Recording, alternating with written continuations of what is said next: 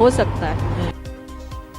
दिल्ली से हमारी नुमाइंदा प्रीति इस वक्त हमारे साथ जुड़ चुकी हैं। प्रीति, एयर पोल्यूशन का मसला दिल्ली का रहता ही है और ख़ास तौर से दिवाली के बाद एयर पोल्यूशन का मसला जो है और भी बढ़ जाता है। आज की अगर हम बात करें तो आज के किस तरह के हालात?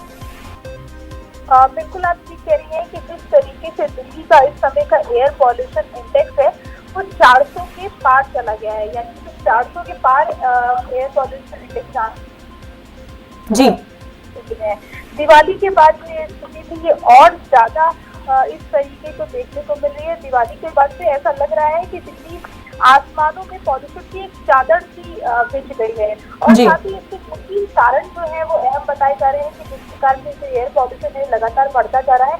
एक तो जो पंजाब जो दिल्ली के जो पड़ोसी राज्य है वहाँ पे जो किसानों जो पराली जला रहे हैं उसको लेकर जो धुआं आ रहा है उससे एयर बढ़ रहा है। दिवाली में जो पटाखे लगाए गए उससे एयर पॉल्यूशन जो है बढ़ोतरी और साथ ही जो दिल्ली की सड़कों पे जो ट्रैफिक लगातार बढ़ता जा रहा है गाड़ियों की वजह से उससे भी जो स्थिति है वो खराब होती जा रही है। हालांकि सरकार ये दावे जरूर कर रही है कि हम इसको सुधारने की कोशिश कर रहे हैं और जगह जगह पे जो है पानी से बचाने की चीज करी है जिससे कि एयर पॉल्यूशन जो है उसको थोड़ा कम किया जा सके, लेकिन अभी फिलहाल कोई राहत ऐसी कुछ देखने को नहीं मिल रही है। और साथ ही अभी जो दिल्ली का एयर पॉल्यूशन है वो इतना 400 क्रॉस कर चुका है, इतना ज्यादा खराब हो चुका है कि जो लोगों को जिनको सांस लेने में दिक्कत है या जो लोग अस्थमा के मरीज हैं उनको काफी दिक्कतों का सामना करना पड़ रहा है। बिल्कुल, लोगों को काफी मुश्किलात का सामना है, सांस लेने की दिक्कत और आंखों में भी जलन महसूस होती है। लेकिन यहाँ पर